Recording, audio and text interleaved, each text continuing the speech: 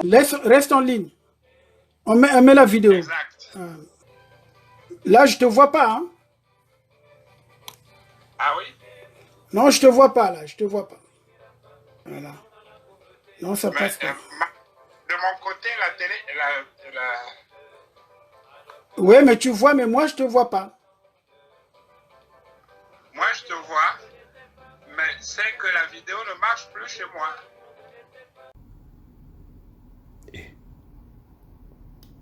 Bonsoir, mesdames et messieurs. Je suis Henri Jombo. Une vidéo est en train de circuler prétendant que je suis décédé. C'est très faux. Depuis ma jeunesse, beaucoup de gens ont souhaité ma mort. Ils ne l'ont pas obtenue. Et je ne m'étonne pas qu'aujourd'hui, cela se poursuive. Mais je suis bel et bien vivant. Mais sachant que beaucoup de ceux qui ont souhaité ma mort m'ont précédé dans l'au-delà. Et qu'il ne sert à rien de souhaiter le malheur aux autres parce que nous n'avons pas le droit de vie et de mort sur les autres. Le Seigneur Tout-Puissant est le seul juge, le seul décideur. Je vous dis bonsoir. Suka na likambo oyo yoka monene mobali oyo basi mpe bazali koluka balaya yo na kati wana monsieur oyo kotika kozela ngai nayebi yo kala monsieur on va se marier nayebi yo kala tata naboyi kobala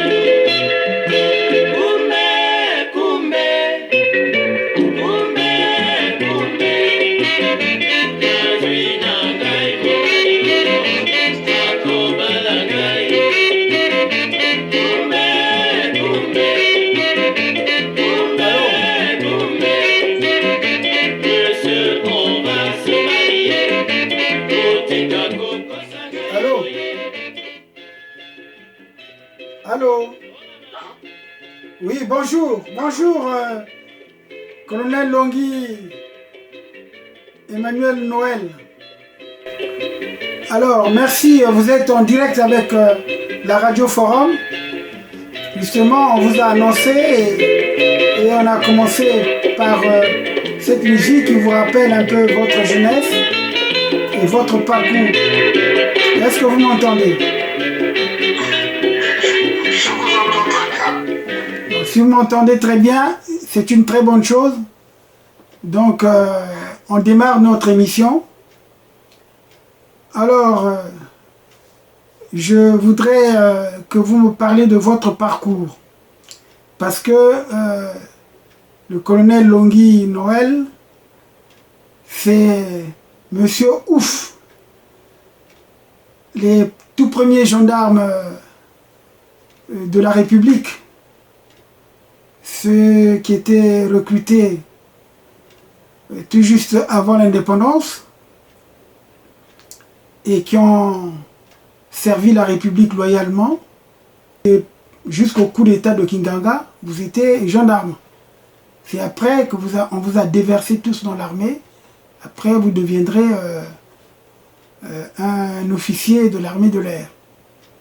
Alors, nous sommes en direct en ce moment. Je voulais que vous parliez de votre parcours.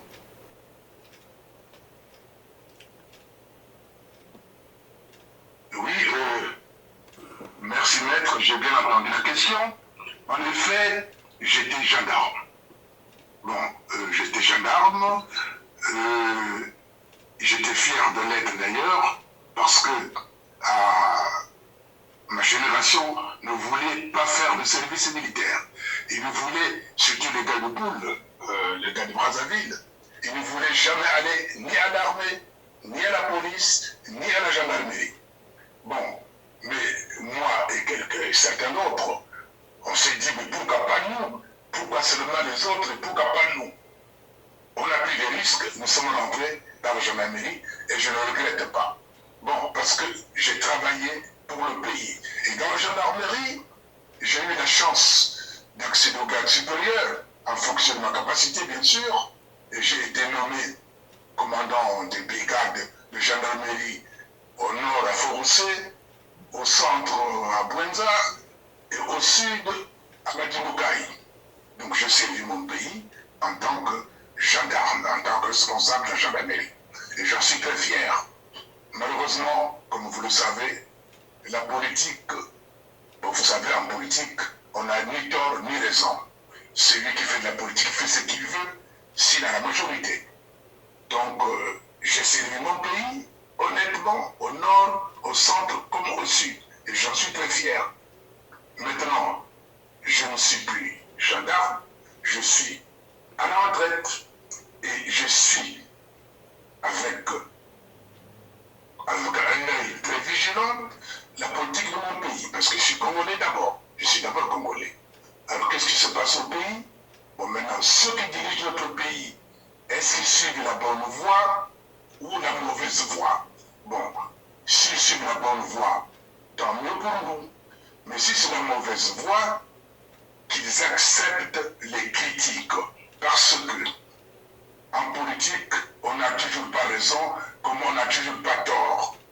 Il y a sûrement des points positifs, mais il y a aussi des points négatifs. Et des points négatifs, ceux qui sont dans l'opposition doivent en discuter. Pourquoi ce monsieur ou le dirigeant a pris telle mesure? Ça concerne de quoi? Ça consiste à quoi? C'est ça les discussions. Sinon, je suis là, j'écoute et je regarde. Et voilà. Jusqu'à ce que l'avenir nous donnera. Ceux qui sont au pouvoir doivent savoir qu'ils ne sont pas là éternellement. Nous sommes en démocratie. Peut-être c'est la théorie, mais en pratique, ça doit exister cette démocratie. Vous avez la majorité, vous gouvernez. Vous n'avez plus la majorité, cédez la place à celle ou celui qui a la majorité. Voilà ce que je voulais vous dire. Merci, colonel Longui, pour cet éclairage. Alors, vous étiez donc très jeune gendarme dans notre pays. Vous avez suivi l'évolution politique, pour ne pas dire l'évolution, la naissance de notre pays. Alors, nous avons une situation qui n'a pas été beaucoup éclairée. Les gens n'ont pas écrit sur ça. C'est sur les événements de 59. Lorsque les matsouanistes ont été déportés. Je crois. Vous pouvez nous éclairer parce que c'est un peu flou. Moi, bon, 59, j'avais à peine 6 ans, donc je ne peux pas connaître ce problème. Mais je sais très bien que les jeunes gendarmes ou les gendarmes que vous étiez, vous pouvez témoigner. Il y a le général Ngolendele, Emmanuel, qui a également le même prénom que vous.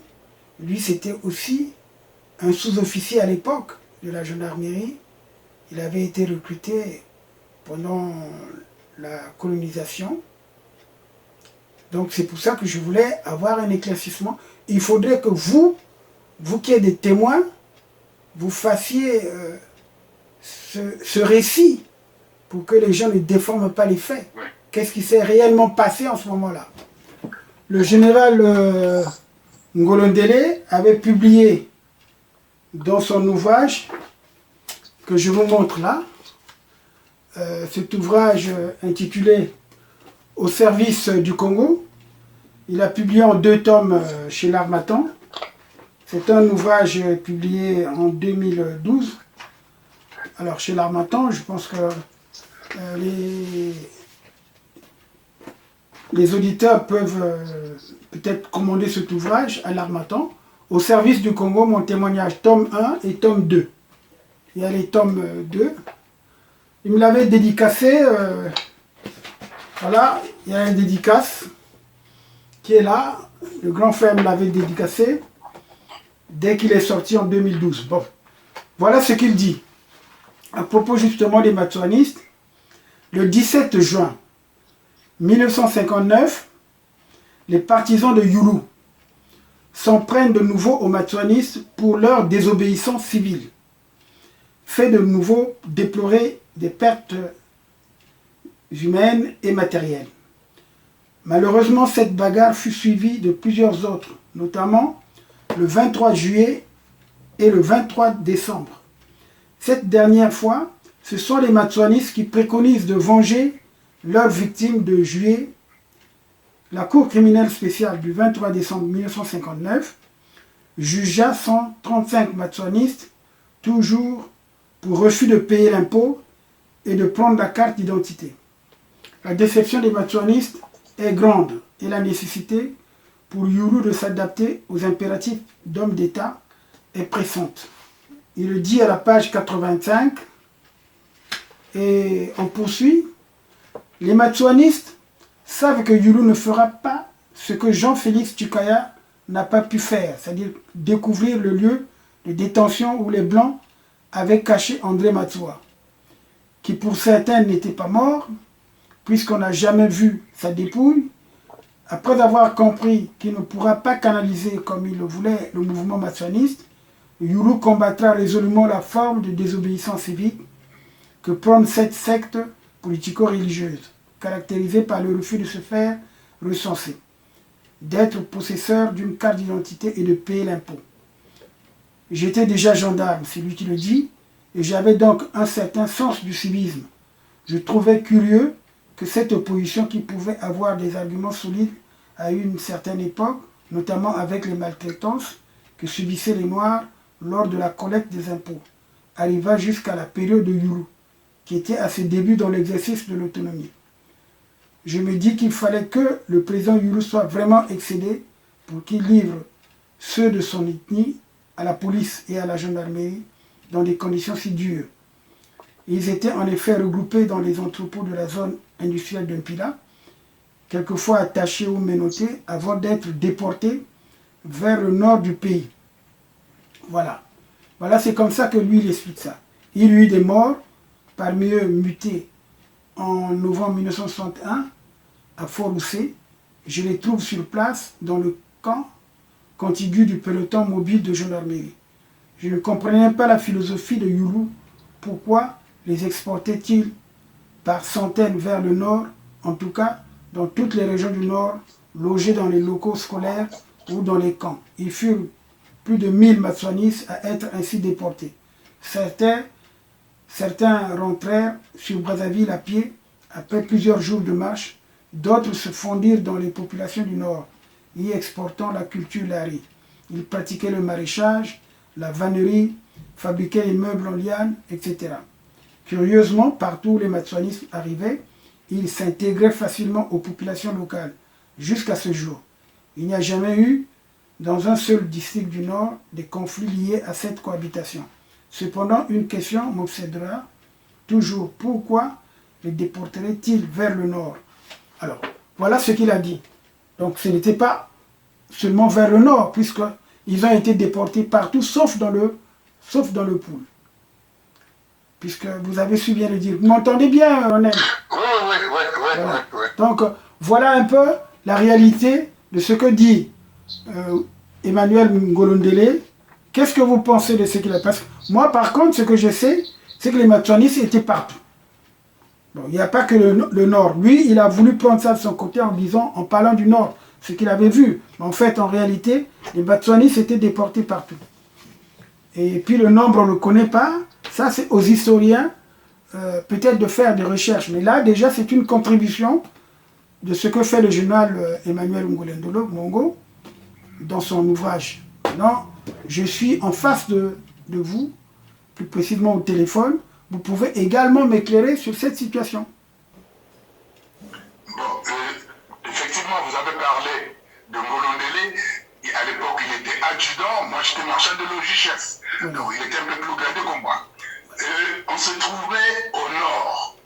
Ngolondele commandait la brigade de Fort-Roussé, je crois. Et puis moi, je commandais le peloton de gendarmerie du Djambala. Mais on se croisait. L'affaire des Matsuanistes, effectivement, quand les Matsuanistes sont venus, j'avais au moins 4 membres de ma famille parmi les machuanistes.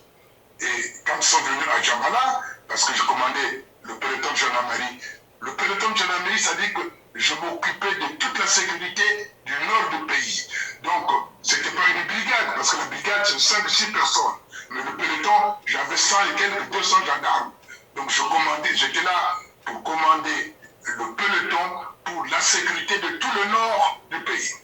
Alors, vous savez, les machuanistes, dans les machuanistes qui étaient à Djambala, il y avait, je crois, 2 ou 3 membres de ma famille. Parce que c'était vraiment, je ne peux pas le cacher. Bon, je partais le voir, oui. Je leur parlais doucement. Que je connais l'histoire de cette... Bon, vous connaissez l'histoire des machuanistes, ils avaient été déportés partout. Non, mais je sais, puisque ma grand-mère était machuaniste.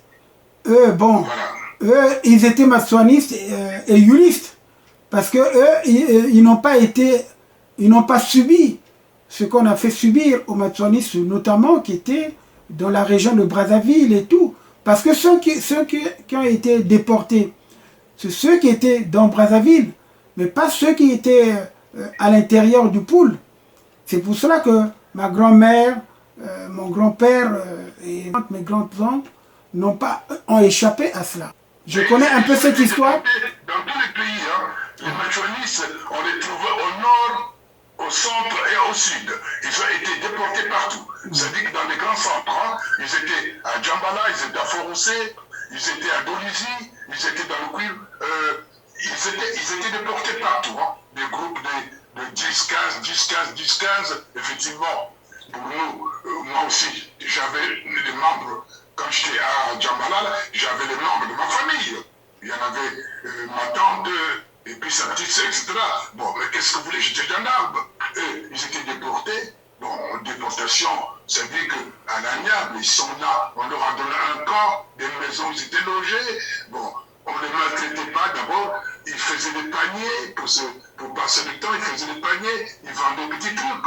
Hein. Ils étaient seulement déportés, mais après, on les avait laissés en liberté. On ne les a jamais maltraités. Hein. C'était une loi qui était sortie, hein, et il fallait les emmener, qu'ils comprennent la situation du citoyen congolais, parce qu'ils ne voulaient pas, peut-être il y avait question de carte d'identité, quelque chose comme ça, mais on les a déportés dans tous les pays, au nord comme au sud. Et moi, parmi eux, j'avais beaucoup de membres de ma famille. Bon, voilà. Donc, oui, mais il y a un point justement qui n'a jamais été élucidé. C'est le point où on parle des exactions contre les machuanistes. Soi-disant, il y a des gens qui ont dit Youlou a fait tuer les machuanistes, Youlou a fait tabasser les machuanistes, Youlou a fait, torturer, si vous voulez, les machuanistes. C'est pas Youlou, c'était des jeunes, parce qu'à l'époque, vous savez, le monde, je ne peux pas dire que le Congo, est-ce que je peux dire qu'il commençait à évoluer ou le contraire? Je m'explique. C'était des jeunes, plus souvent, qui n'avaient plus de la morale, quoi, qui s'est drogué de fois un peu, qui maltraitaient, en tout cas, il y a certains jeunes qui maltraitaient les machuanistes. On n'a jamais compris pourquoi. Hein? Et ces jeunes disaient, il nous faut honte, mais honte de quoi? Bon, ce sont des jeunes, des bandes de voyous, de fois qui se droguaient et qui maltraitaient ces vieillards, parce que la plupart des machuanistes, c'était des vieillards, hein? C'était pas des jeunes, mais c'était de plus de 50 ans, etc. etc. Bon, alors, c'était vraiment, je ne comprends pas, et je n'ai jamais compris pourquoi ces jeunes maltraitaient ces vieux. Bon, j'ai vu quand ceux qui étaient avant Dolisie, après Dolisie, les machuanistes, je suis allé les voir. J'étais en tournée, je suis allé les voir. C'était même. Parce que je vous dis bien que parmi les machuanistes, dans les bandes machuanistes, il y avait membres de ma famille, avec 4 ou 7 membres de ma famille qui étaient des machuanistes. Bon, je n'étais pas avec mes adjoints, on était 4-5 gendarmes. J'ai vu, alors j'ai dit non, je ne viens pas vous arrêter, je viens voir les membres de ma famille. Ils m'ont accueilli très gentiment, et puis ils m'ont même offert un verre de vin de palme, mais je ne buvais pas à l'époque, je ne buvais pas. Mais ils étaient contents, on a parlé, bon, j'avais un peu d'argent, j'ai donné à ma tante, hein, puis je n'avais rien. On est venu vous dire bonjour. Ils étaient très contents, mais ils étaient contents longtemps, mais ils n'étaient pas chez eux. Parce qu'ils étaient déportés et on les avait mis en résidence, pas surveillés, mais ils étaient logés, ils se débrouillaient. On ne leur donnait pas à manger, hein. Il fallait qu'ils fassent des pièges dans des forêts pour aller manger. Ils faisaient des lianes et des petits paniers. Ils se débrouillaient. Voilà. C'était la situation au Congo, c'était comme ça. Voilà. Oui, ce que vous dites recoupe un peu les informations que moi j'ai eues par rapport à cette déportation, parce que lorsque je me suis rendu pour la première fois au Oyo, j'étais avec le président Sassou à Edou. Il y a une vieille dame qui est venue nous servir le tcham-tcham, le nsamba hein, de chez nous, quoi. C'est elle qui est venue nous servir parce que Sassou voulait faire une surprise. Et cette dame est venue, on a parlé en lari. Et elle a dit non, mais moi je suis ici depuis telle période. Elle s'est même mariée avec une personne du coin. En tout cas, ça c'est un souvenir. Donc je sais très bien que la déportation c'était dans tout le pays. Et ça, je le confirme. Maintenant, par contre, il y a un point qui est obscur. Vous m'entendez là parce que... Oui, j'entends. Voilà. Très bien. Oui. Voilà. Il y a un point qui est obscur. On a dit qu'à cette époque, il y a eu une maltraitance. Parce que nous sommes à la radio des droits de l'homme. Nous voulons savoir, parce qu'il faut restituer l'histoire. Alors, comment s'est passée cette déportation? Parce que il y a eu des matsouanistes qui ont été torturés. Et surtout, certaines femmes ont subi des sévices de la part, soi-disant, des partisans du président Fulbert Youlou. Qu'en est-il? Qu'est-ce que vous en savez? Voilà. Non, c'est-à-dire que... tu m'entends là? Oui, oui, je t'entends très bien. Je t'entends très bien. Non, mais c'est-à-dire que, bon, les machuanistes, ils avaient leur idée. Ils avaient leur idée. C'est-à-dire que, eux, pour eux, reconnaître. Bon, est-ce que... C'est parce que nos intellectuels congolais, ou les hommes, les politiques congolais, les hommes qui faisaient, les hommes et les femmes qui faisaient de la politique au Congo, n'avaient pas voulu comprendre l'idée des machuanistes. Qu'est-ce qu'ils voulaient exactement, les machuanistes? Qu'est-ce qu'ils voulaient? Ils n'étaient pas là pour faire le bordel au pays. Ils n'étaient pas là pour dire merde à qui que ce soit. Ils avaient un objectif, une idée. Ils avaient une idée. Donc il fallait maintenant voir ce qu'ils pensaient, qu'est-ce qu'on pouvait faire, comment en parler avec eux pour les faire comprendre. Ils n'étaient pas des criminels, ils n'étaient pas des voyous. C'était des personnes qui avaient leur idée en tête, qui avaient un objectif commun et il fallait les comprendre. Parce qu'en politique, il faut comprendre, il faut discuter, hein, dialoguer avec les gens pour savoir ce qu'ils veulent. Mais nous, pas nous, mais le gouvernement en place a brutalisé les choses. On les a humiliés, on les a déportés, alors qu'il fallait tout simplement discuter, parler. Hein, je ne sais pas comment il faut dire. Non, mais il y a eu un problème parce que... Ce n'était pas une question, ils n'étaient pas des traîtres, ce n'étaient pas des voyous, ce n'étaient pas des bandits, ils avaient un objectif. Mais en politique, tout est possible en politique. Il fallait discuter, c'est tout. On n'a pas voulu les comprendre. Voilà ce que je voulais dire. Mais moi, j'ai un témoignage de mes grands-parents qui me disaient non, mais les matsouanistes ont été brutalisés par la jeunesse de Youlou. Parce que cette jeunesse pensait que si les matsouanistes ne se faisaient pas enrôler, Youlou perdait des voix. Et comme Youlou avait échoué, les premières élections, parce que Youlou, pour devenir député et pour prendre la mairie et pour prendre le gouvernement, il a dû passer par 3 étapes. En fait, il y a eu 2 échecs. Et ces échecs sont dus au fait qu'il n'y avait pas la participation de ses propres frères ou sœurs du Poul. Et c'est ainsi que cette jeunesse du Poul s'est acharnée sur les matsouanistes. Donc il y a eu des exactions. Moi je voulais avoir ce point de détail, puis j'étais gendarme. vous devez savoir Oui, ce qui s'est réellement justement, passé. Exactement, ce sont des jeunes, parce que pour eux, ils empêchaient Youlou d'avoir la majorité. Voilà. Au lieu de voter Youlou, ils votaient Betty Bibiche, quoi. Bon, Voilà. voilà. Mais il est mort, mais même s'il est mort, Bibiche, quoi. Ça dit que même s'il est mort, on vote les autres. Alors ça empêchait, ou ça fait un décalage entre les gars de Youlou et comment dirais-je là, c'est que Youlou ne pouvait avoir la majorité absolue. C'est ça. La rivalité qu'il y avait entre Opango, Tchétchélé et puis Youlou. C'est ça le problème, parce qu'au départ, il y avait 3 partis. Oui. Voilà. Avant que les partisans de Tchétchélé, non, Tchikaya, pas Tchétchélé, Tchikaya, Félix Tchikaya, ne se repartissent dans 2 partis, parce qu'après, quand le PPC, le Parti progressiste du Congo, le parti de Tchikaya, avait perdu la vitesse, bon, parce que même à Samadeba, et le ministre, comment on appelle, le ministre Germain Bikouma, il faisait partie du parti de Félix Tchikaya avant de rejoindre, si vous voulez, le gouvernement de Youlou. Voilà, c'est ça. Mais donc, il y avait une rivalité plus accentuée entre Youlou et Opango. Et c'est pour cela que la jeunesse de Youlou s'en est pris aux Matswanistes.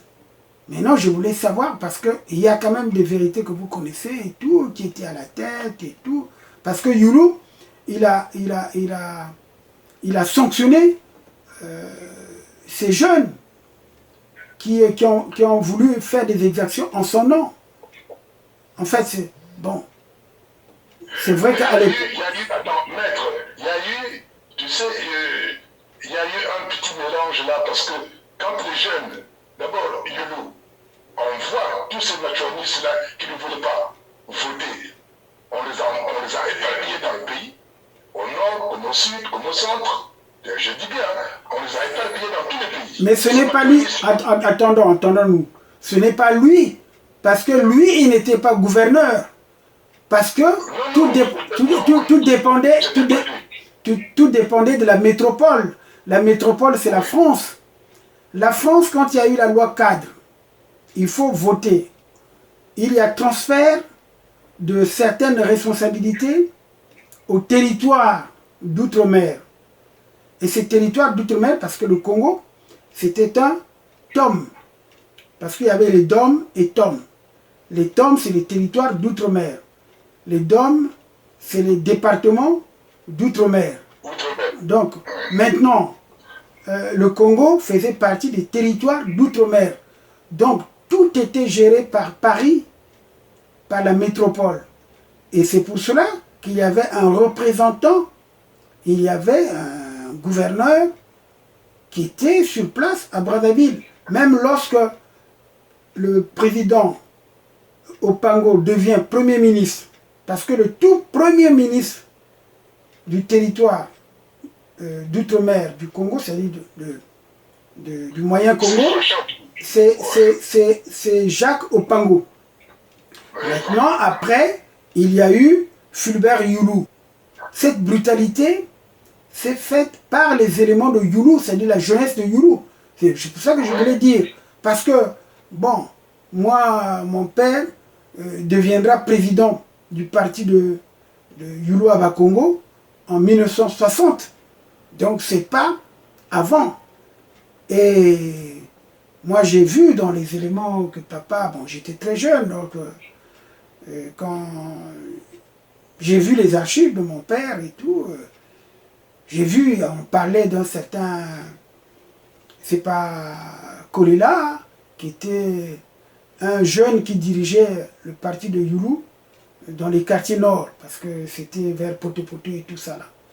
Et c'est eux qui étaient venus, parce que ceux qui sont venus justement faire des exactions à Bakongo n'étaient pas à Bakongo.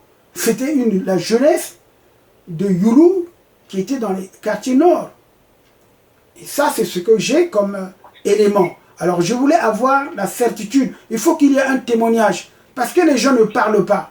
C'est comme s'ils avaient peur de dire que non, voilà ce qui s'est passé, voilà ce qui s'est passé. Il ne faut pas déformer les faits. Hein? C'est pour ça que vous êtes un témoin vivant. Vous êtes en même de nous éclairer, de nous dire ce qui s'est réellement passé pendant cette période. Mais c'est bien que, je ne dirais pas, c'est pas le racisme. Hein. C'est-à-dire que c'était ou tu es au nord ou tu es au sud. Bon, alors, à l'époque, je dis à notre génération là, ou tu es du nord ou tu es du sud. Hein, parce que les deux, c'est-à-dire que c'était, on était, bon, ce qui était bien, c'est qu'en dehors des élections, on s'entendait entre les nordistes et les sudistes, il n'y a pas de problème. Mais quand il y a des élections, ou tu es au nord ou tu es au sud. Alors, qu'est-ce qui se passait? La plupart des gars du sud, effectivement, étaient pour nous.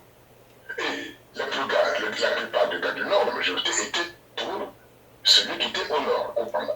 Alors, maintenant, les jeunes, la génération, vous savez, bon, la génération, à notre époque, cette génération avait une certaine liberté, de faire n'importe quoi, hein, c'est-à-dire que le support pour eux, c'était pas les idées qui comptaient, mais le fait d'être dans le pool, ils supportaient Youlou parce qu'il était dans le pool. Ils ne voulaient pas que tout aille au nord.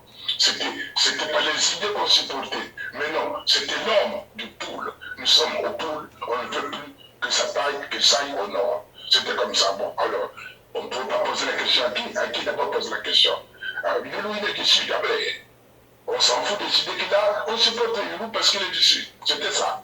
Au Pango du Nord, bon, on s'en fout des idées qu'il a, il est au Nord, on vote. Donc il y avait deux camps. Il y avait deux camps. Bon, on était jeunes, il fallait supporter qui? Tu essaies de dire que je vais supporter au Pango, mais tu es léger. Tu es du sud, je vais te donner un exemple. J'étais le seul joueur à l'époque à jouer dans l'étoile du Congo. Non, nous allons revenir sur ça. Parce que nous sommes en train de décortiquer un peu votre passé. Vous êtes une grande personnalité qui a connu la naissance de notre pays, la République, et qui a servi dans les forces armées, notamment dans les forces armées, ce qu'on appelle aujourd'hui, avant c'était la gendarmerie. Donc la gendarmerie, c'est une force de l'ordre, force d'application des lois. Voilà. Donc, oui, c'est pour ça que je dis, nous allons revenir sur ça. Parce qu'après, oui, ouais, nous sommes, justement, je demande au colonel Longhi d'attendre parce que, bon, vous allez témoigner également sur la déportation des Matsouanistes. Parce que c'est important, comme on fait un débat à bâton rompu, donc je souhaiterais que tu t'exprimes. Je sais pas... que je m'exprime sur ce point. Oui, oui, bien sûr, sur ce point. C'est un point que je n'ai pas beaucoup maîtrisé, hein, bon, bien que ce que j'avais entendu, c'était, en fait, il y a eu, parmi les deux tendances qui soutenaient le président Youlou, il y a eu une contradiction. Dans les deux tendances, il y a celle qui était très proche du président Youlou et celle qui ne voulait plus, qui ne voulait pas intégrer la nouvelle République qui venait de naître, quoi. Et il se disait qu'il ne pouvait pas aussi prendre les cartes d'identité et que pour eux, les cartes d'identité représentaient comme sous la colonisation leur contrôle. Et à ce moment-là, cette tendance qui a refusé s'est retrouvée face à l'autre tendance. Donc il y a eu une confrontation. Et de là, il y a eu une rumeur dont on a beaucoup pensé qu'il fallait s'y rendre au jour de Brazzaville, hein, au jour de Brazzaville, pour aller s'y donner à l'autorité. Et c'est là où il y a eu beaucoup de gens qui sont partis. Ils sont partis là-bas.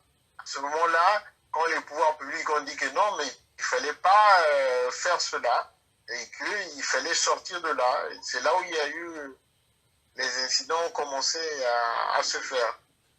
Et voilà, en fait, moi, c'est une thèse que, bon, j'avais écouté de quelqu'un qui m'avait dit que voilà, ça s'est passé comme ça.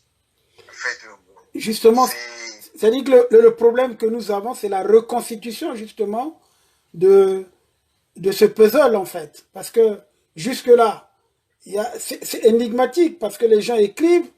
Là, j'ai lu tout à l'heure, avant que vous interveniez, le passage du livre du général Emmanuel Ngoledele au service du oui, Congo, mon témoignage, dans le premier tome, justement, il parle de maçonnistes.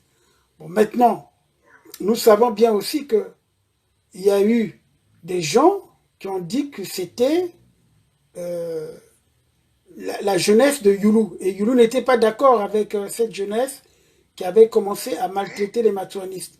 Alors, donc, on avait cité les jeunes qui venaient de Poto-Poto, parce que ceux qui sont venus maltraiter, parce qu'en fait, en réalité, les maçonnistes étaient plus dans les quartiers sud, à Bakongo, tout ça là, on connaît. Donc, jusqu'aux environs de Madjibou et tout ça là, dans la région de Brazzaville. Donc, mais il faudrait quand même élucider cela. C'est-à-dire qu'il faudrait qu'on regroupe tous les témoignages pour que demain, la nouvelle génération, les petits-enfants, les arrière-petits-enfants et tout le monde soit en mesure de se faire une idée et d'écrire l'histoire. Ce n'est pas la falsifier. Nous, au moins, on est proche de cette histoire. Nous devons laisser des traces. C'est ce que je voulais dire. oui, moi, c'est en fait, c'est un problème comme est arrivé le problème en Palestine après la création de cet État avec Yasser Arafat. Il y a ceux qui voulaient être dans cette légalité et ceux qui refusaient. Donc à ce moment-là, il y a eu une guerre. C'est là où il y a eu l'autre mouvement qui est né, le Hamas. Donc il y a eu ceux qui contestaient et la nouvelle autorité, bien que c'était la leur. Bon, c'est ça en fait, ce qu'on sait en 59, c'était cela. Il y a ceux qui ne voulaient pas obéir aux nouvelles règles et ceux qui étaient attachés aux nouvelles règles. Donc il y a eu cette confrontation. Et bon, à l'époque aussi, c'était pas encore Youlou qui avait tous les pouvoirs. Hein. Il n'avait pas la défense et l'intérieur, c'était aux mains des colons. Hein. Donc c'est quelque chose qui a eu sans toute l'autorité du président Youlou. Oui, ça c'est connu puisqu'il n'était pas encore, il était seulement Premier ministre. Tout cela vers le nord de la République. Hein. Voilà. C'est ce que j'ai pu comprendre et entendre. Bon, il y avait une jeunesse qui n'était pas aussi beaucoup contrôlée. Hein. C'est là où il y a eu les gens dénoncent Bernard Colta. Il n'était pas capable de mener de contrôler une telle jeunesse.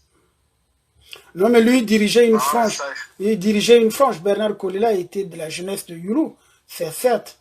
Et d'ailleurs, oui. Bon, j'en parle, c'est pour cela, moi je sais que c'est pour cela que pour l'éloigner de la jeunesse, il avait trouvé une bourse pour lui et qu'il aille se former parce qu'au départ, en tant qu'infirmier, bon, il avait des atouts. Donc, c'est en ce moment-là qu'il est parti avec les Watula. Le premier... C'était toi avec les Ganao? Ganao, oui. Avec Ganao et tout. Watula, Ganao et lui. Ils sont allés en formation en France. C'est tout juste pour... non, pas le punir, au contraire. C'est pour l'éloigner. Parce qu'il lui avait fait du tort. D'autant plus que lui, en tant que responsable de la jeunesse, il a procédé aux exactions. Tu comprends? Et en fait, cette situation, on l'a revue à la création du MCDDI. Ce sont ces jeunes, à lui, qui menaçaient les gens. Donc, c'est un peu dans son ADN, quoi. Oui, donc passionné. Parce qu'avec la création d'un État, avec tous ceux, parce que en fait, le problème des matuanistes de prendre la nouvelle carte d'identité, ils se comparaient à la colonisation. Ils avaient refusé de porter d'aller s'inscrire pour être, comment on appelle, dans la légalité. Bon, ça, ils avaient refusé. Hein. Donc c'est le même phénomène qui était revenu avec Youlou, mais qui a été mal géré. C'est ça, mais c'est justement comme le disait tout à l'heure le colonel Longhi, c'est les gens qui n'avaient pas une certaine maturité. D'ailleurs, je vais le reprendre tout à l'heure parce qu'il est encore en ligne. Je crois qu'il nous écoute. J'ai voulu que tu fasses ce témoignage parce que toi aussi, tu avais suffisamment d'éléments. Et c'est important. Oui, bon, parce que moi, j'ai écouté, c'était pour moi la tendance nouvelle entre celle qui voulait la nouvelle République et les autres qui refusaient. Parce que c'était important pour la nouvelle citoyenneté qui s'inscrivent et des cartes d'identité. Alors qu'ils ont continué à considérer le pouvoir de Youlou comme un pouvoir colonial. Non, il y a cette dimension. Mais il y a le fait aussi que les matsouanistes, ils exigeaient la présence qu'on leur montre la tombe de Matsoua. Parce qu'ils ne croyaient pas quand on leur a dit que Matsoua est bien mort à Mayama, ils ne croyaient pas. Ils ont dit non, on a mis autre... Tu comprends? Maintenant, avec le progrès de la science, on pourra peut-être trouver, parce qu'on connaît au moins les proches de Matsoua qui sont en vie. Donc on peut demain aller ouvrir la tombe, faire des recherches d'ADN et on saura si c'est lui ou pas.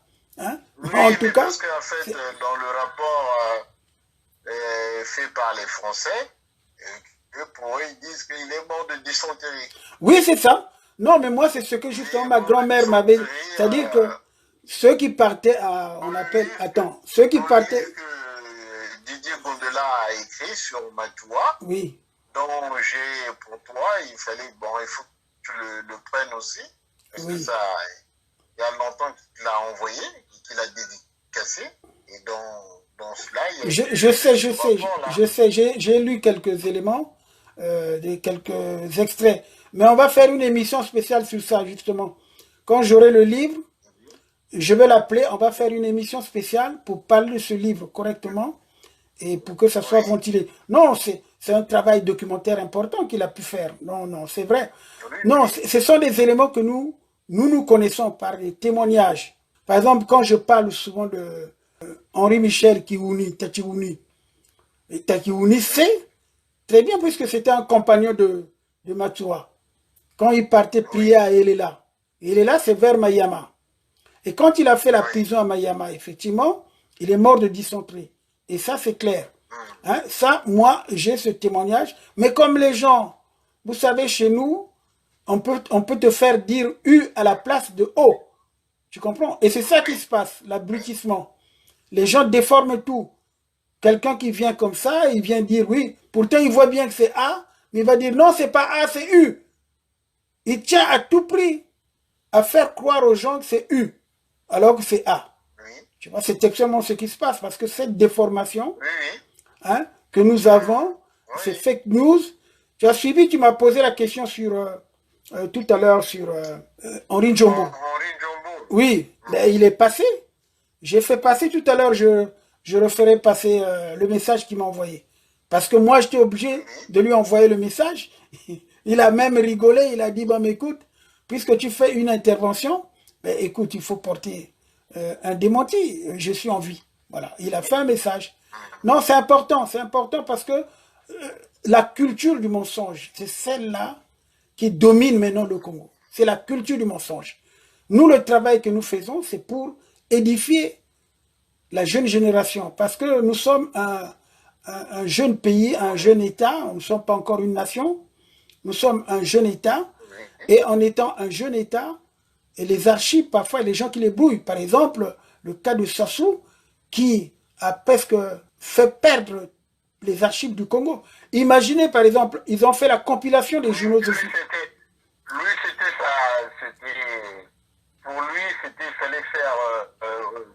perdre toutes les traces. Hein. Mais oui, mais c'est comme ça justement. Brûler la mémoire du Congo. Mais c'est comme ça qu'on s'est rendu compte d'ailleurs de un, qu'il n'y a pas de référence de sa sortie, il n'y a pas de référence de sa sortie à Munda. Alors que toutes les promotions qui sortaient, ça paraissait au journal officiel. Mais les journaux officiels auxquels lui, il devait figurer, hein, sa promotion, ça a disparu. Parce qu'il n'y figurait pas. Parce qu'en fait, en réalité, il n'avait pas eu le diplôme d'instituteur déjà. Tu vois, donc c'est des gens qui ont été repêchés. C'est très important à restituer l'histoire parce que les documents, moi je dis aux gens, on peut réécrire l'histoire ne fût-ce qu'à partir des documents comme le journal officiel qui sortait. Il y avait le journal de la F, le journal du Moyen Congo, hein, bon, la République française. C'était dans le journal de la République française. Mais il y avait des parties des tomes et des dômes. Et donc, tu peux facilement voir ça. Moi, je me rappelle bien, en 83, quand j'ai commencé à faire des recherches pour ma thèse, j'ai fait une compilation de tous ces documents. C'était à Sainte-Geneviève. Je me retrouvais souvent avec les Boumakani, les Marie-Albert Kolela, et tout ce monde-là. Et donc, c'était la grande bibliothèque, en fait, où on trouvait tout. À l'époque, on vous donnait... Il y a ça en dehors de la Bibliothèque nationale qui était à côté de la bourse.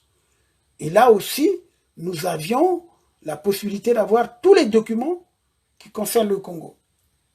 Donc, on peut restituer notre histoire. C'est ce que, justement, notre ami des États-Unis a fait en publiant l'ouvrage sur Matsuwa. Et nous allons faire un autre débat sur ça. Je n'ai pas tellement fini parce que j'y vais petit à petit. Oui, non, mais il n'y a pas de problème. Un ouvrage, on ne le lit pas. Un ouvrage comme ça, bon, c'est vrai. Nous, on a la pratique, on fait des recherches. Parce qu'il y a même quelqu'un qui m'a appelé, qui est en train de le lire, qui voulait débattre avec moi, et à un moment donné aussi débattre avec le professeur Didier Bondelard. Non, avec Didier, c'est ça que je t'ai dit, nous allons faire une émission spéciale sur Matsuwa.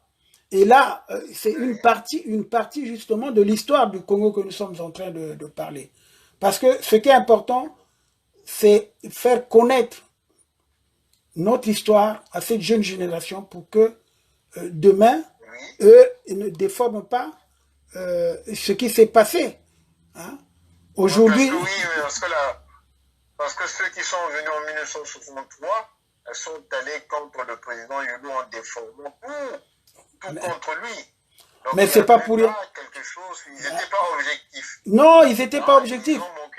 Mais vous savez... Ils l'ont condamné, ils l'ont sali. C'est à ce moment précis que maintenant, ceux qui ont vraiment des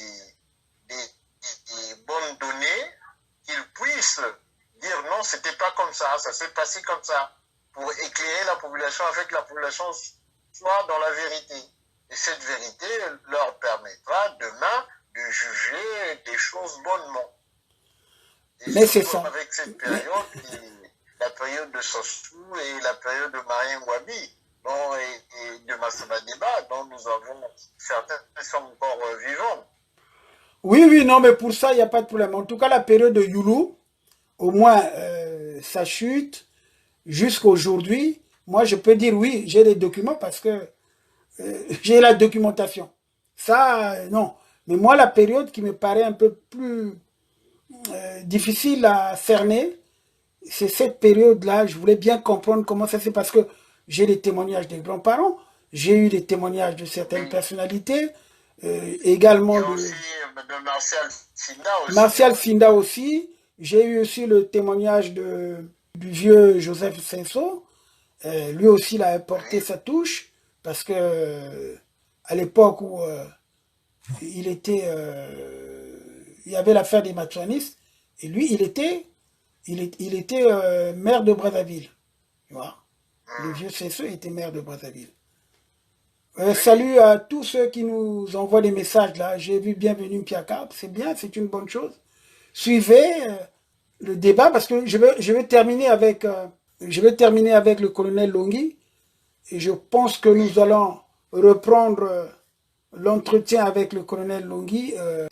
On a cette vie, mais une seule radio. Une seule radio. Forum FM 105.8. De Youlou, vous occupiez des responsabilités au niveau de la gendarmerie. Et en même temps, vous avez été un grand sportif. Motard, comme on le voit dans les images. Mais vous avez été aussi footballeur. Alors, vous pouvez nous parler de ce parcours de footballeur? Oui, merci maître, je vais essayer de reprendre. À l'époque du président Youlou, effectivement, j'étais adjoint au commandant de peloton motocycliste, c'est-à-dire que le peloton des motards qui escortaient tous les chefs d'État qui venaient au Congo. Bon, alors, on avait un chef qui s'appelait Michel et j'étais son adjoint. Donc j'étais adjoint au commandant de peloton.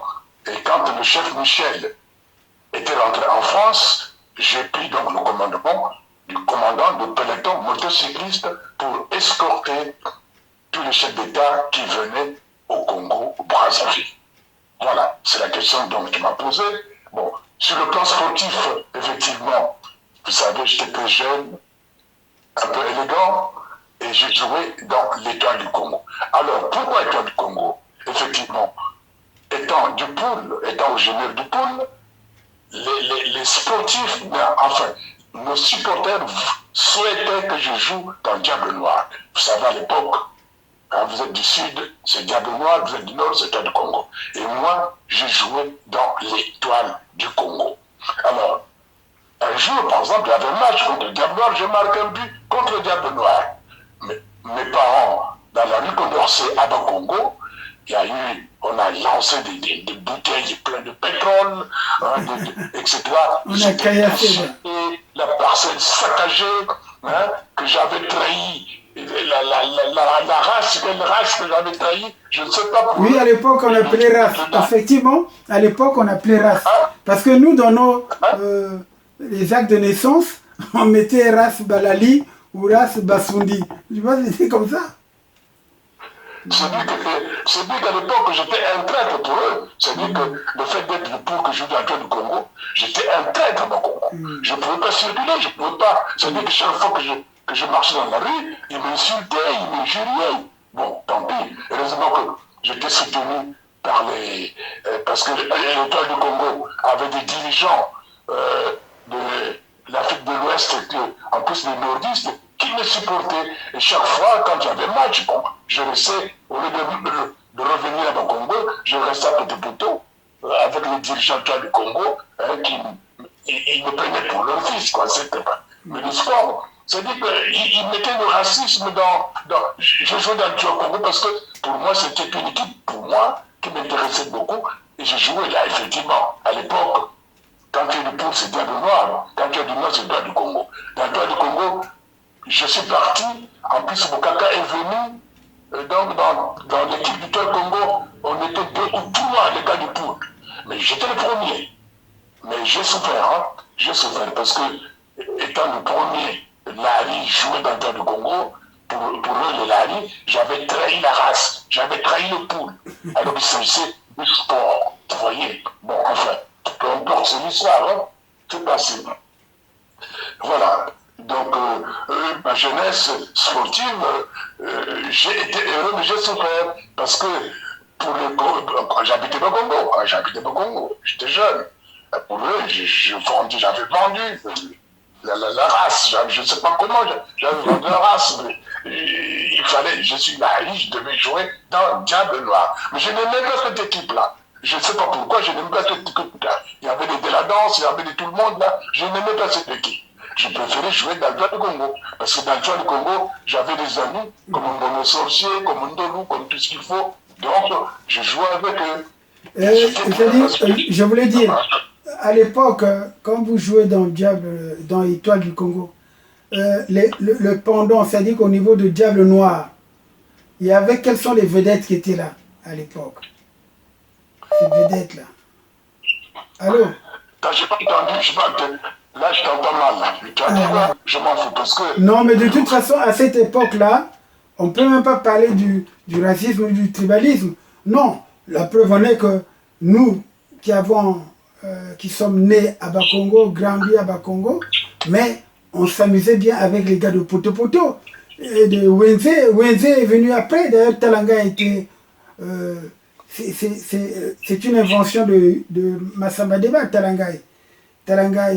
Parce que je voulais que vous fassiez ce parcours-là jusqu'en 1970, quand on a dissous votre corps de la gendarmerie, après le coup d'État de Kingaga.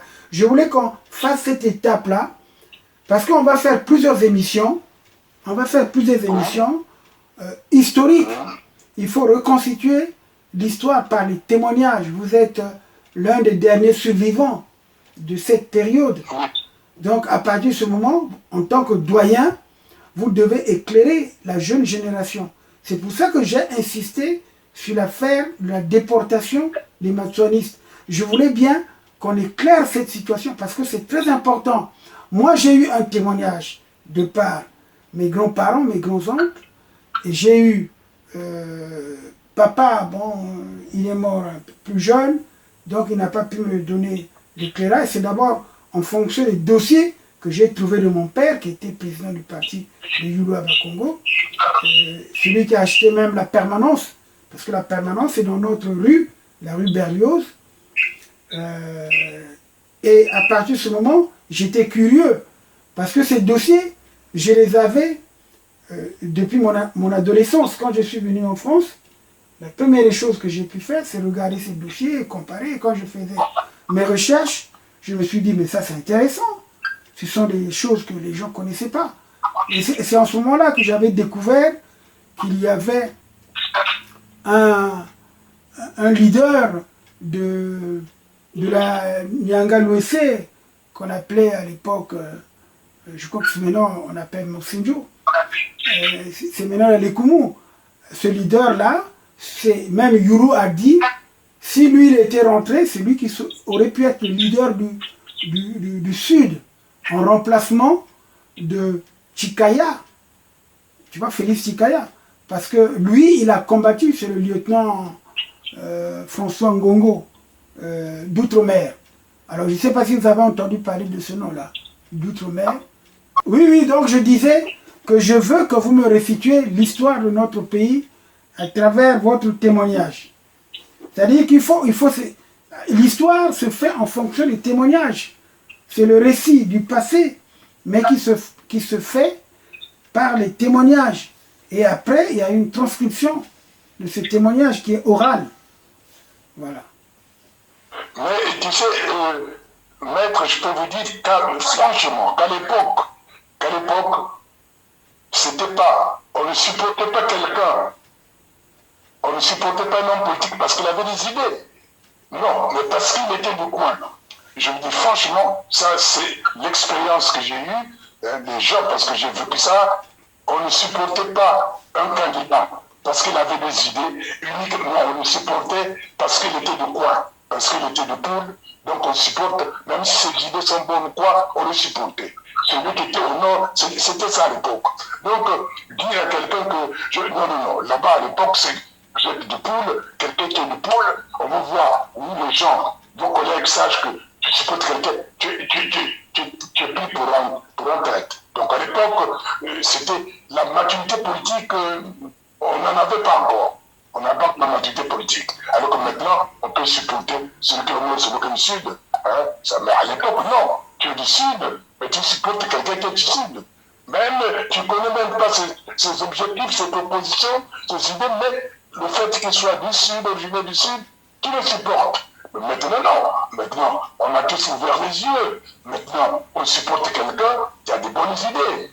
Hein? Si les idées sont bonnes, peut-être pas toutes les idées, mais si les idées sont bonnes, ben, je le supporte. Qu'il soit du nord, après ça c'est moi. Qu'il soit du nord ou du sud, du centre, moi je supporte quelqu'un qui a des idées qui correspondent aux miennes. Pas tout, mais voilà, c'est ça. Bon, non, c'est-à-dire que moi, je voulais revenir sur la période où vous êtes rentré dans la force publique. Et cette période qui coïncide avec également la naissance de la République. Donc la naissance de la République, il y a eu un grand espoir d'un État uni et prospère. Cet État uni et prospère était, si tu veux, symbolisé par trois figures. La figure de Chikaya, qui est le premier député du Congo, du moyen Congo, à l'Assemblée nationale française. Et ensuite, il y a eu Opango et puis Yuru. Alors donc, moi, je pars de cela avant que la proclamation de la République. Vous rentrez dans la gendarmerie, dans la force publique, peu avant la proclamation de l'indépendance.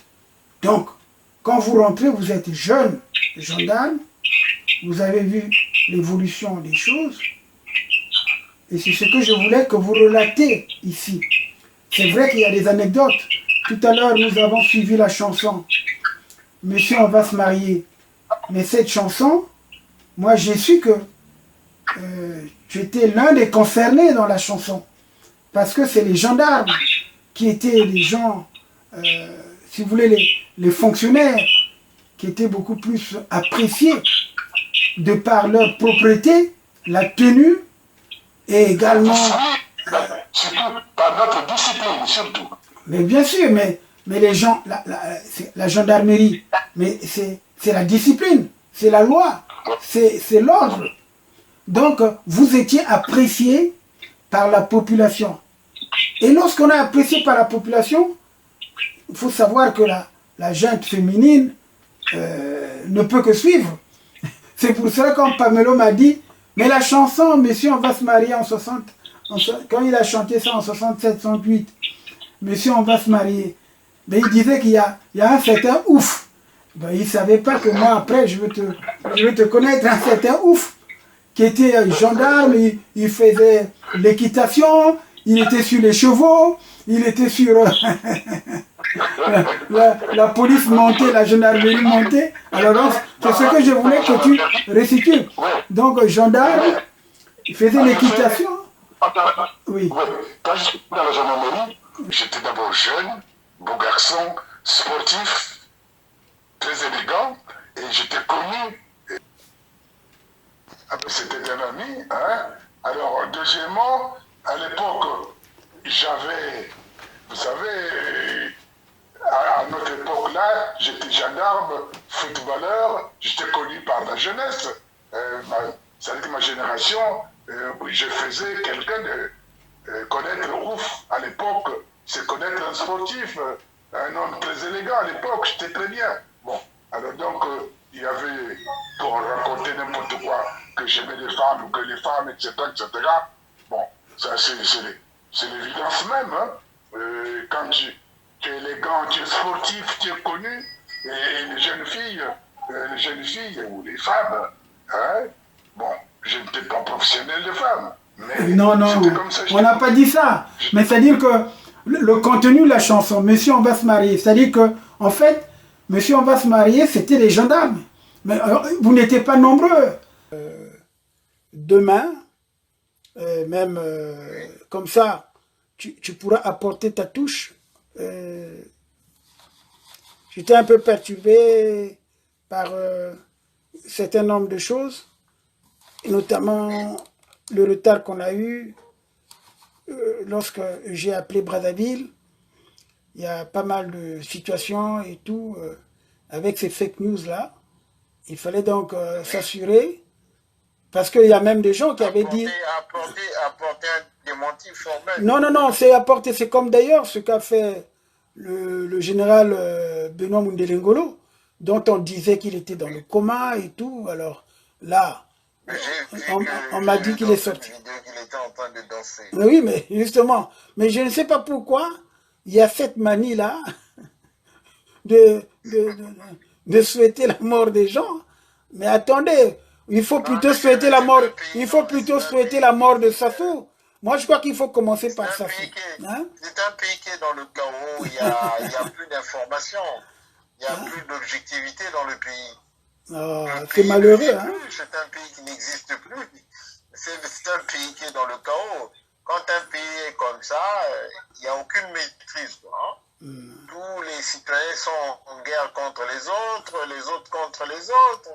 Non, il n'y a pas une cohésion, il n'y a pas quelqu'un qui peut venir dire non, non, stop, ce n'est pas comme ça. Voilà, le pays doit être comme ça. Bon, mais je veux reprendre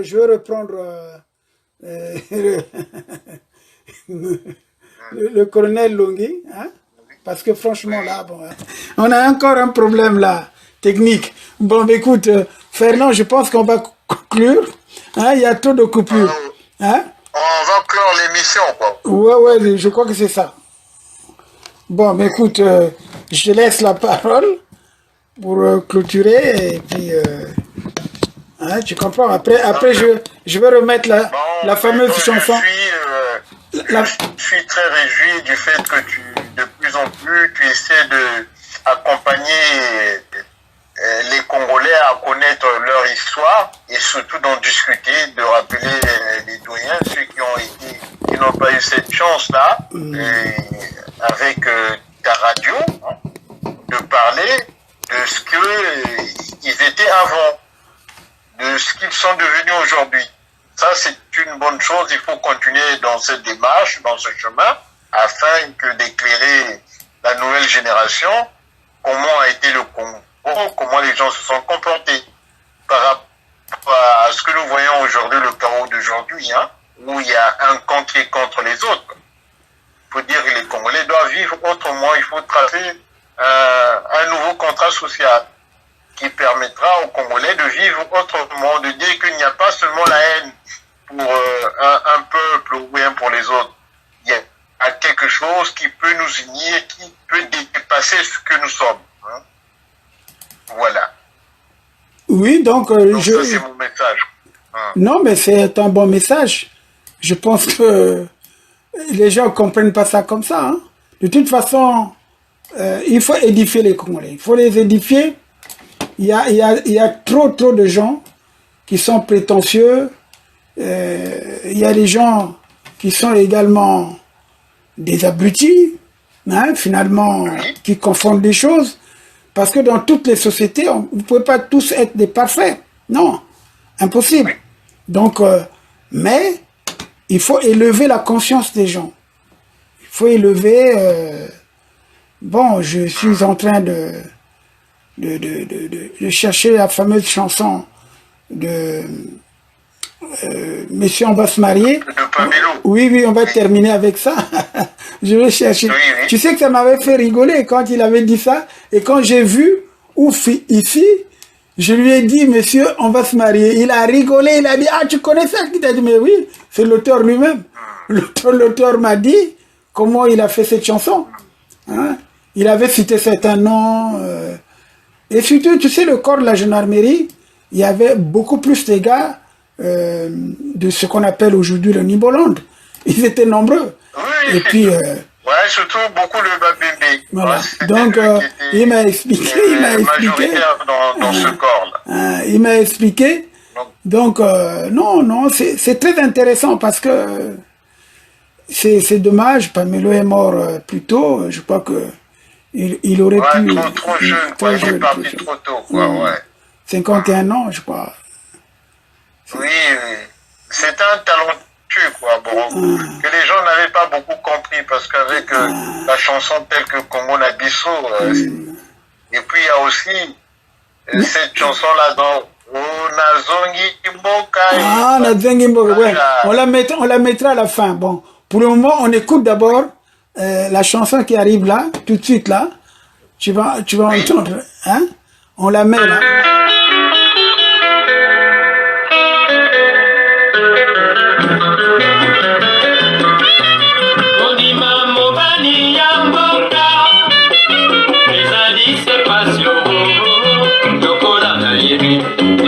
Misusu ya lelo osala kokosa basi yo tela kobala yo soki mpo na nga Maria On va se marier esuka se na nzela epai ya kutinga kopo ya bino soki ekamati mobali ya mboka ye akoyebisa mwasi ndenge mokili ebandaka lokola ye moto asala nyonso ya mokili nyonso mpona komie mpe koloba nsima oba se marie suka na likambo oyo mboka monene mobali oyo kasi mpe bazali koluka bala ya yo na kati wana Monsieur oyo otika kozela ngai nayebi yo kala Monsieur on va se marier nayebi yo kala kaka naboyi kobala yo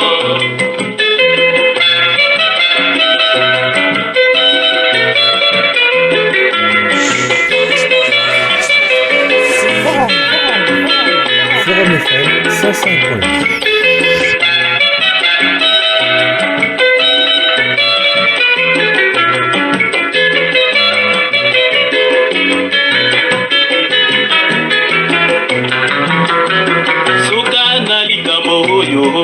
Loka monene mobali oyo basi mpe bazali koluka bala ya yo na kati wana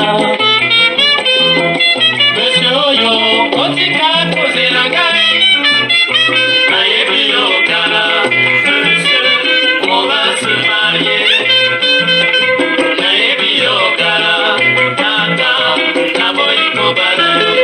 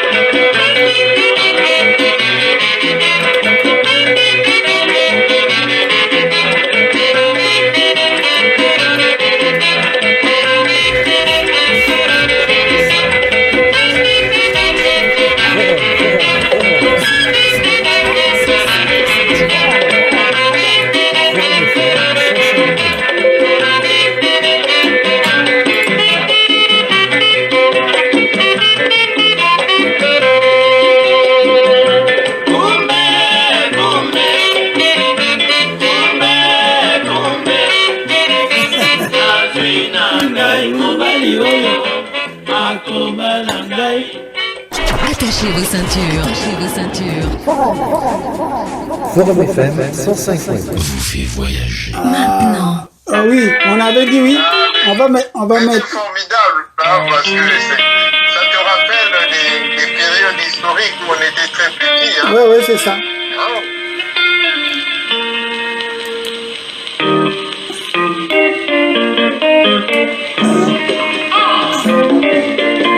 Là, c'est la chanson que tu as demandé là. Ah oui, ça c'est...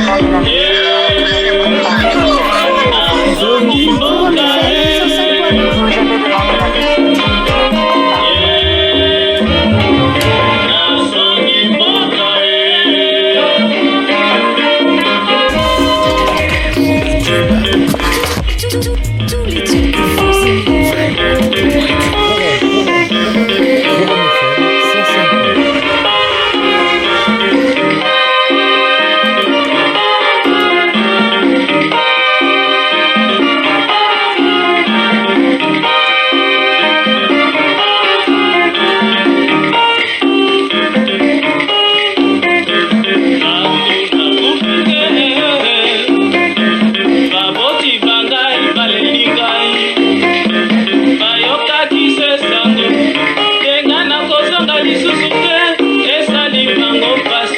naleli ngai na mosika mawe esalaki ngai nalingi mboka na ngai koko yango wana nazongi mboka yango wana nazongi mboka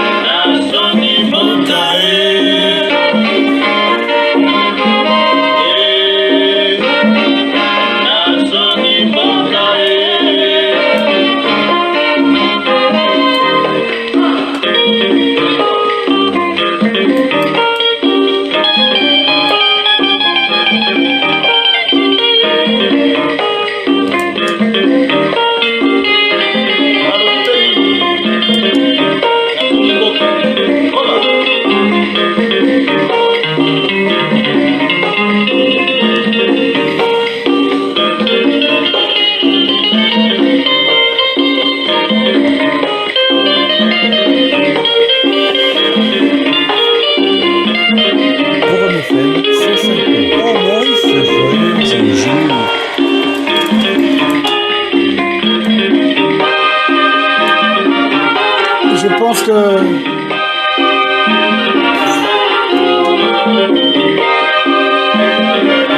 j'ai terminé avec la photo de Pamelo. Ouais. J'ai mis la photo de Pamelo sur l'écran. Et après, je... Beaucoup de patriotisme pour Pamelo. Comment? Beaucoup de patriotisme sur Pamelo. Il aimait le Congo. Il a beaucoup chanté le Congo. Ouais. Ça pose aussi le problème de nous qui sommes en exil, que nous ne pouvons pas laisser ce pays de repartir comme dit Pamelo.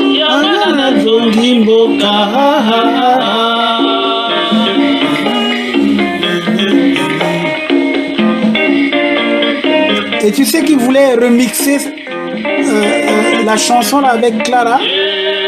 Il n'avait pas lui-même, il n'avait plus le disque. Le disque là a disparu. Moi je l'ai acheté en 75. Quand je suis arrivé en France, à Pas de Loup, au boulevard Saint-Michel. Je prends mon disque. Je l'avais jusqu'en 78, quelque chose de ce genre. Après, fonctionnaire Jean-Pierre Massengo, il me le prend, il ne me l'a jamais remis. Et puis quand j'ai dit à Pamelo, mais moi c'est parce que Pamelo cherchait ça. Il n'y en a plus. Donc sinon il allait faire un remixage de ça avec la chanson Clara. Tu vois? Bon, mais demain on va chercher Clara, on mettra Clara. Quand tu fais passer cette chanson sur Radio Forum, Forum avec Nazo Niboka, ça m'emmène très loin, quoi, de dire on a des racines qui viennent quelque part. Mais oui, bien sûr. Donc, on doit défendre, on ne peut pas laisser à un médiocre d'annuler tout ça, d'annuler toute notre histoire. Ah oui, mais ça, c'est... Ces deux chansons-là, il y a ça et Clara, qui m'ont accompagné, quoi. Quand je disais à Pamelo, mais moi j'ai ça, il me dit, mais cherche-le moi. Alors après, fonctionnaire n'arrivait plus à retrouver parce qu'il voulait faire la version, une nouvelle version de cette chanson-là. Et parce que Nazongi Mboka, c'est quand ils étaient à Alger. Il y a ça, et puis il y a une autre chanson qui n'est pas mal. Attends. Là,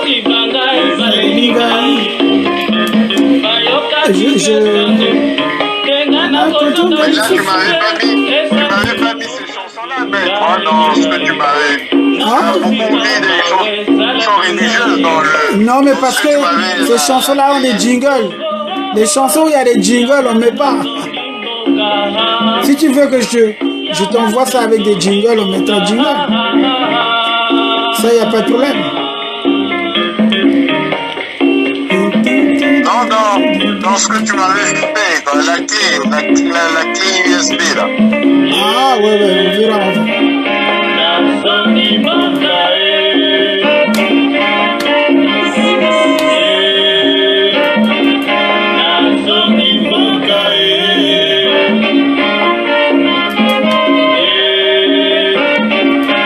Ça, c'est, tu sais, celui qui chante là. Oui. C'est Théo Bitsikou. Il y a Théo Bitsikou et Do. J'ai entendu sa voix là. Ah oui, c'est Théo. Théo Bitsikou. Théo Bitsikou, c'est quand il venait de... Non, c'est quand il venait d'Alger. Je ne sais pas s'il y a, dans la nouvelle génération, s'il y a quelqu'un qui peut reprendre ça et comme chanter Pamelo. Hein? Oui. Mais ça, tu sais, Forum FM 105.8. les gens l'écoutaient seulement au forum. Mais quand les gens m'ont dit, mais comment tu as fait pour avoir la chanson là? Je dis, oh, écoute. Hein? Moi, j'ai les chansons de mes artistes. Hein, c'est normal. Ah, surtout Pamelo, moi je l'appréciais beaucoup, quoi. Parce que là, quand j'entends ça sur Radio Forum, avec ça, ah, je suis loin. Là, c'est assez.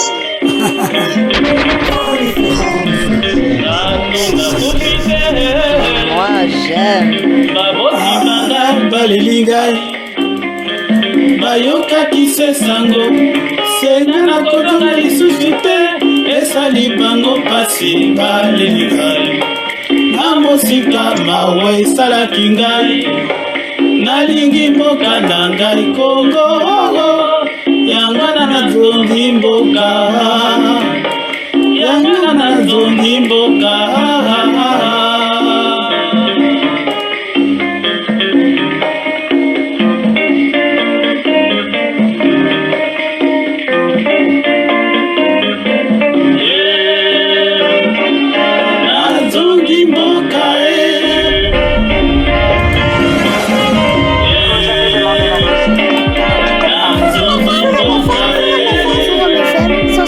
Terminer avec une autre chanson là parce que on va terminer avec la chanson de Ganga Edo. Oui. Festival. C'est toujours dans le même style. Quand ils venaient d'Alger, quand ils ont eu le prix. Oui. Festival. Festival, oye, festival panafricain. Festival, oye, festival panafricain. Festival, oye, festival panafricain. L'Afrique libérée, l'Afrique nouvelle. Festival, oye. Tu entends la voix, hein? Oui.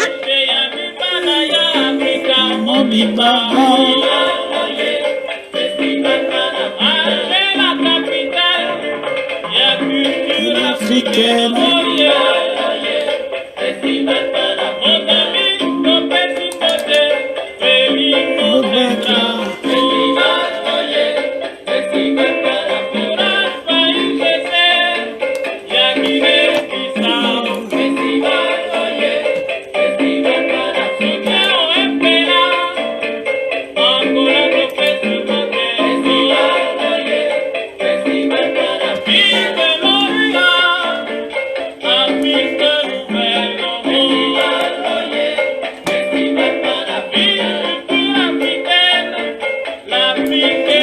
Liberté.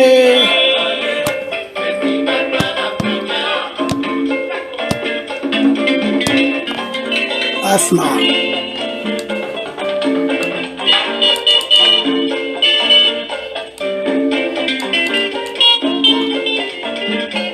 Festival,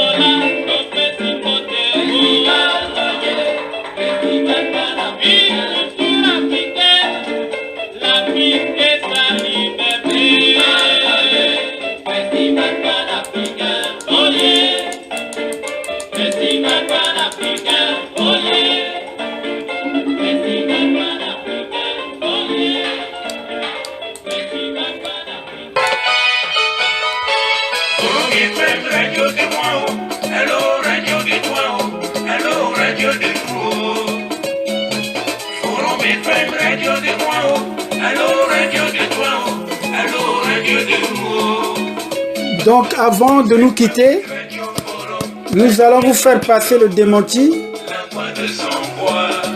Le démenti du ministre Henri Djombo. Bonsoir mesdames et messieurs, je suis Henri Djombo. Une vidéo est en train de circuler prétendant que je suis décédé. C'est très faux. Depuis ma jeunesse, beaucoup de gens ont souhaité ma mort, ils ne l'ont pas obtenue. Et je ne m'étonne pas qu'aujourd'hui, cela se poursuive. Mais je suis bel et bien vivant, mais sachant que beaucoup de ceux qui ont souhaité ma mort m'ont précédé dans l'au-delà. Et qu'il ne sert à rien de souhaiter le malheur aux autres, parce que nous n'avons pas le droit de vie et de mort sur les autres. Le Seigneur Tout-Puissant est le seul juge, le seul décideur. Je vous dis bonsoir. Merci pour cette information. C'est avec cette note-là que nous allons terminer notre émission de cette soirée et puis nous allons reprendre demain. Merci beaucoup, vous êtes nombreux à nous suivre. Papa, tokumisi olelo musungi ya droit de l'homme. Akopesa maria na bana Congo, po bayeba tina ya droit de l'homme. Adonsa wa mukuyu baba, master mwana Congo, bayokaka Radio Forum. Radio Forum yaka chauffe, patron yaka danse, émission ya kirikiri ye César.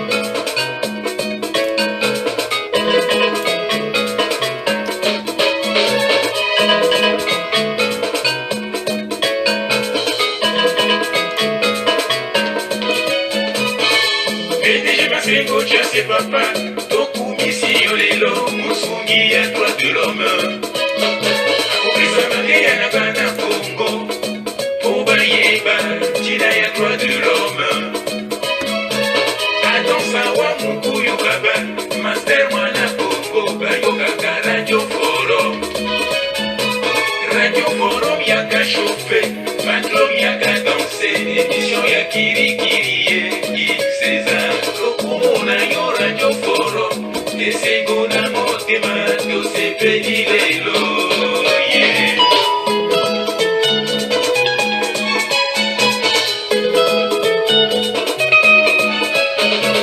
Forum FM, radio de moi, alors radio de toi, alors radio de nous. Forum FM, radio de moi, alors radio de toi, alors radio de nous.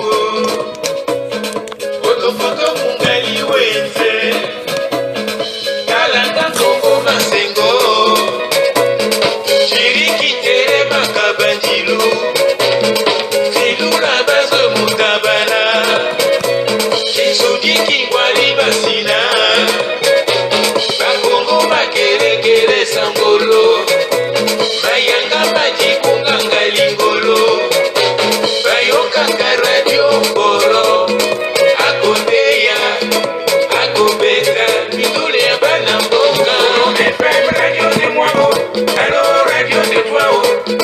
Radio de nous. Forum FM, radio de moi.